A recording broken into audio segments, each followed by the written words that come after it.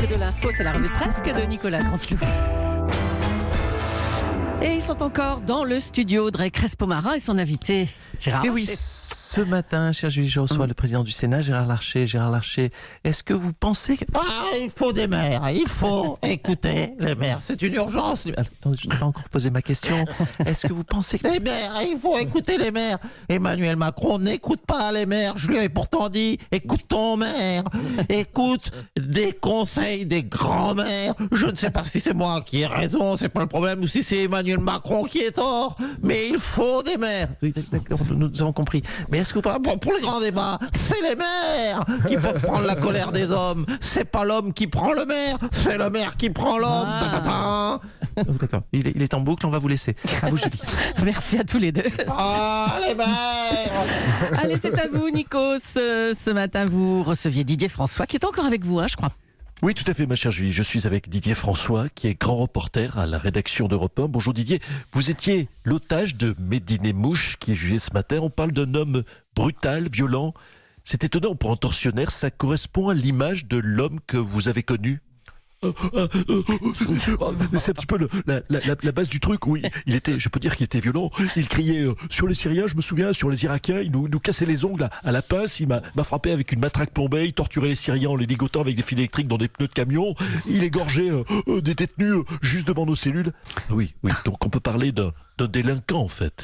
Un peu, oui, à minima quoi. On parle quand même d'un homme qui se vantait de violer les femmes des Syriens devant leur mari et ensuite de partir en mangeant tout ce qu'il y avait dans le frigo. Ah quand même, donc il vidait les frigos, il lui arrivait peut-être même de voler des yaourts.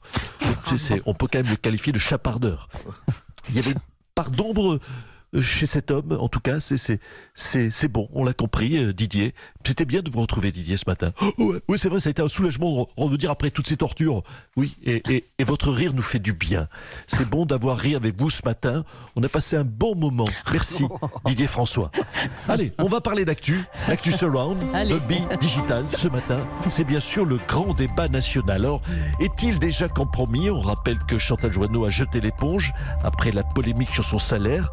Bon, elle reste présidente de la commission et elle garde les sous, mais nous avons... Excusez-moi, bonjour. Tiens, bonjour François Fillon. Ça faisait longtemps, longtemps qu'on vous a pas vu, vous. Oui, bonjour, je vous entendais. Oui. Vous dites que Chantal Joanneau ne va pas piloter le débat, mais qu'elle garde le pognon, Oui, c'est enfin, ça? en quelque sorte, elle garde son salaire, oui. Oh, une femme qui ne travaille pas, qui ramasse des sous quand même, je suis amoureux. Chantal, rejoins-moi dans la Sarthe. Vous savez, j'aime ma femme, mais ma femme, je veux que ce soit Chantal Joanneau désormais. Bon, merci François Fillon, merci d'être passé. Oh, il y a Tiamo ou Umberto Tozzi qui chantent pour vous, voyez. Alain Juppé a annoncé que dans le cadre du grand débat national, des cahiers de doléances avaient été ouverts dans la mairie de Bordeaux. Bonjour Monsieur Juppé.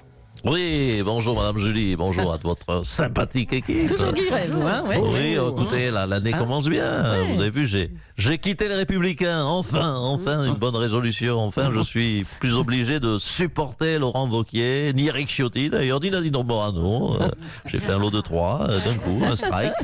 Vous savez, nous les anciens, un de nos plus grands plaisirs, vous le savez, c'est de dire du mal des gens.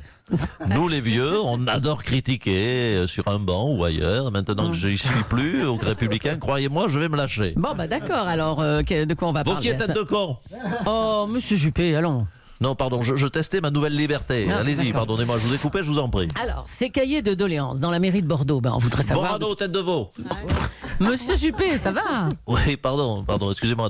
Alors oui, je teste ma nouvelle liberté, c'est très agréable. Donc les cahiers de doléances. Oui, c'est vrai que Bordeaux a été une des villes où les gilets jaunes ont été les plus actifs. Vous l'avez noté. Ça ne me surprend pas. Les Français, c'est une tradition chez eux, adorent me faire chier.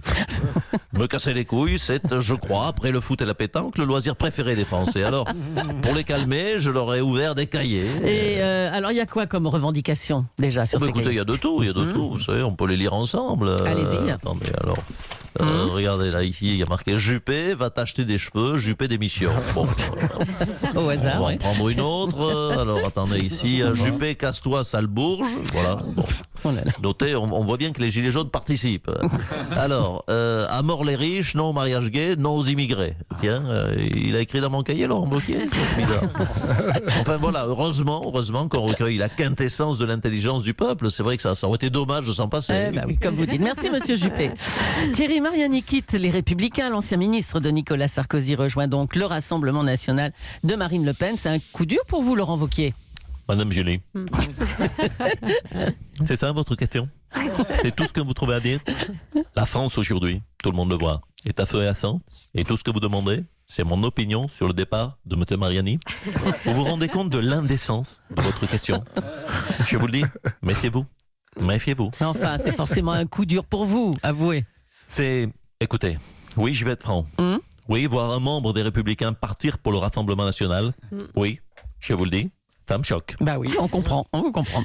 Eh oui, enfin, comment a-t-il pu rejoindre Marine Le Pen, Thierry? Je ne comprends pas.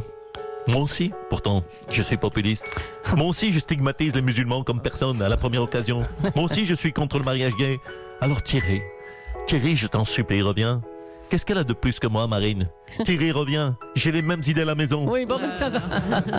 Merci, monsieur Wauquiez. Bon courage.